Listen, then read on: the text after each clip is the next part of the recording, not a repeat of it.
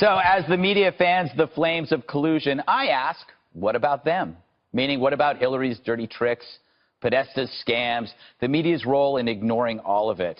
Remember blaming Benghazi on a video, Donna Brazil's debate help, the tarmac visit, the secret server, the IRS, or how about the left's decades of collusion with the USSR? You couldn't swing a dead tabby without hitting a fellow traveler in Hollywood or academia. Funny how the left embraced a far worse evil back then, and now they hate Russia, whose military and landmass is nowhere near the size and strength of its old self. Now, I get it. The what about them argument doesn't excuse Donald Jr.'s actions, but that's not the point. It's simply to show you that the chase is driven by politics and not morality. It reveals the depths the left goes to win. Example, let's say for the past year, Jesse's been stuffing me in my locker outside the 5. Finally, I punch him in the goofies. That's the what about argument. The response is valid after the abuse. That's why America yawns over Russia. And for them, a better explanation exists. A non-politician, Donald Trump Jr., took a meeting, unaware of the rules, and forgot about it.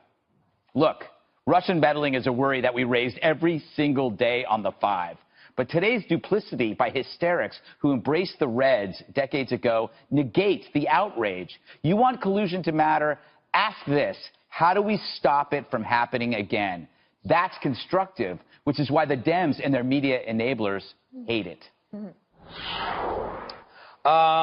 Jesse, shouldn't the past matter?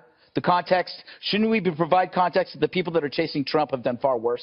Yeah. Or is that, as they say, a distraction, a diversion? Yeah, you're doing it. And the reason I stuffed you in the locker is because you fit so nicely in that teeny little locker. And I don't mind it. I don't mind it. Cute. I sleep in there. I think the Democrats are trying to criminalize winning. And the only thing Trump is guilty of is beating Hillary. And they want to make beating Hillary a crime. Now, the reason you use the what about them scenario is because it's the only thing that really challenges the left's integrity. Because when you say they're hypocritical, they have double standards, or they're biased, they say, oh, no, we're not. And then you can point to these hard examples because their integrity is all they have in order to sell their propaganda. But that's what it is. It's a mirage. And they use it to masquerade the propaganda. So without it, they're broke. But I love playing the what about them game. I'm actually quite good at it. You stole some of them in your monologue, but I'd like to add a few. They did use the IRS as a weapon to persecute Republicans in order to win re-election. They lied about the video in order to win re-election.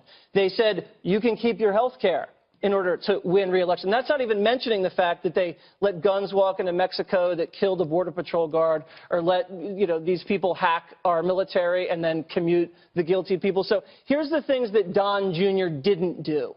Don Jr. didn't destroy evidence. He didn't plead the Fifth. He didn't get anybody shot. He didn't break a law so far. He didn't embolden terrorists. So I'd like to hear what the media has to say about those charges before they can start convicting him. I think that's a fair defense, Juan. If you focus on future collusion, then that keeps you from talking about the past. Is that why the Democrats and the media can't move on? They can't say about what we should do next? Because then that forces them to let go of this story.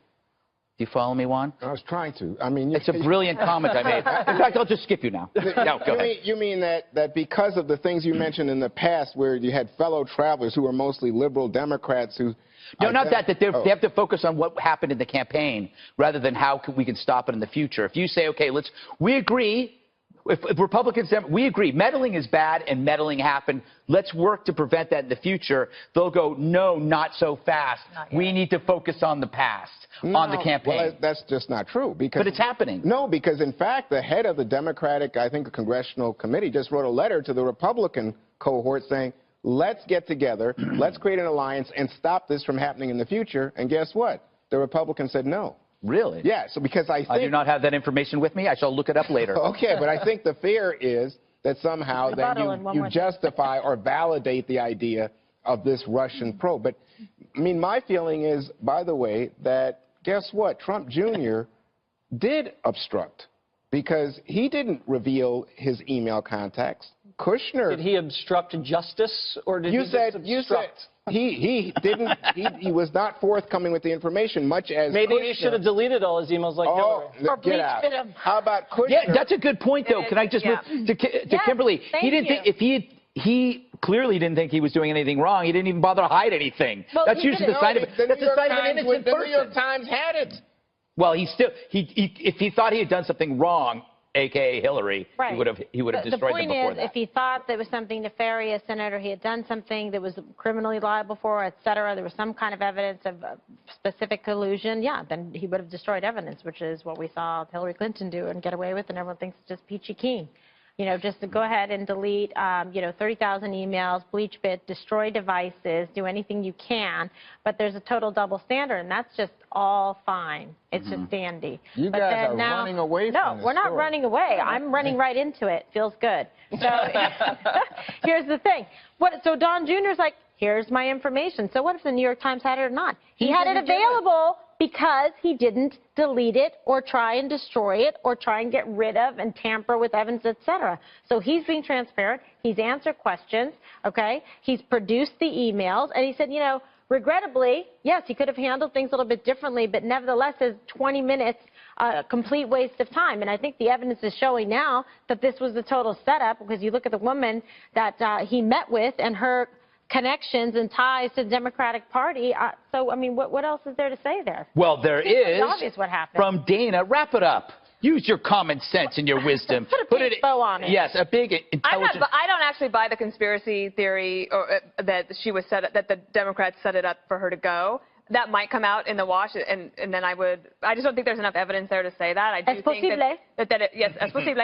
I do think that the Russians maybe were trying to say, like, knock, knock, is anybody there? And they got someone to say, yeah, I'm there. And I think the reason last week when I said I never would do it, I thought about this over the weekend. Why would I think that? It's because every day of my life, I have woken up thinking that I'm in trouble with somebody. Right. And I wake up and I think, even before I got out of bed, I'm like, why is my dad mad at me? Did I do it? I haven't done anything yet. And I have a nose for trouble, and I'm a little bit paranoid. And I also think that if it said the Russian government wants to provide information, like, ding, ding, ding, okay, don't do that. I was trying to think. I thought I had a nose for trouble. Oh, you have a whole body for trouble. I can sniff out trouble and stay out of it. Okay, let me know what you find. But the one thing, a big problem for Hillary Clinton for a long time is that she always believed she was above the law. And that's what made the right so mad. Right. And so when you talk about, well, what about this, it does sort of weaken the argument from the right. But as you've said, the right has now taken on the tactics of the left. And if that is worth it to win, maybe that's where the movement goes, although I just would like to think we're better than that. I just think that they're just saying to lower the temperature on the media side, say you're going to make this into Watergate. Well, what about Watergate 1, 2, 3, 4.0 the last 8 years? I think Benghazi is a really good example. I mean, we were made fun of for talking about that guy, and nobody stood up for the video maker for his First Amendment rights for making a video. Everybody laughed about Benghazi. Talking about it again. Yes. Damn it. No, really, I want to do it. Can we get that B-roll of the burning cars? Yeah, that Colbert thought was great. All right, so the mainstream alt-left establishment media goes on and on about how unpopular President Trump is with you, the American people. But this weekend's protests tell a very different story. Small, sparsely attended rallies across some of America's most liberal cities barely garnered news coverage. Now, those in attendance, they seem to be protesting a variety of issues that they attributed to the election of President Trump.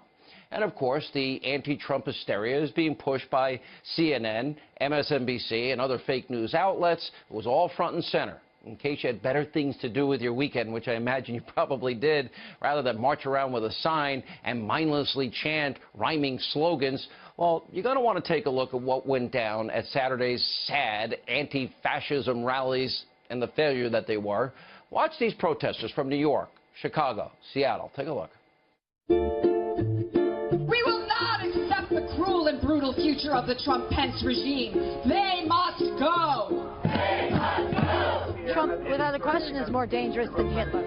Putting people in danger? We have to organize because our lives are at stake. I'd like to see him dragged kicking and screaming out of the White House. The only way we're going to get through this is if we resist him. Trump and Pence are completely illegitimate. If you look at the analytics, statistical analytics, impossible that he won Florida. He's nothing but a con artist and a liar, and he's not a businessman. I'm deeply concerned about the Russian involvement. I'm just so upset because of this whole stupid thing about handshakes. When I saw Trump get reelected, I knew we were going to lose ground in the fight against AIDS. With the French president's wife and holding on to people's hands for too long. The disrespect for people the party before people. Just, I don't know, Fanny, help me out here. What's wrong with Trump?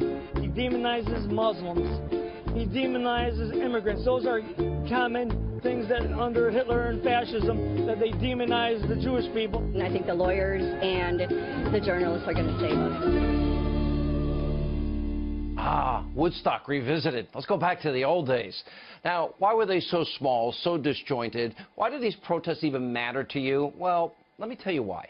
Maybe the establishment media, 24/7, NBC, CNN, maybe they have it wrong yet again with more fake news. Perhaps most people in this country, the people that get up every day and work hard and play by the rules and pay their taxes, maybe they don't really care about this phony, made-up Russia collusion conspiracy theory that they've been shoving down your throat for the last, 11 months. Maybe the people in poverty, 50 million. The people on food stamps, 50 million. The 94 million out of the labor force. The worst recovery since the 40s. Lowest home ownership rate in 51 years. Maybe Americans care about that. The great people that get up every day and make this country great. Maybe they're really hoping, the forgotten men and women of this country are actually hoping that President Trump and his agenda work and get the country back on track again. And the country becomes great again. They don't care about these stupid signs, slogans.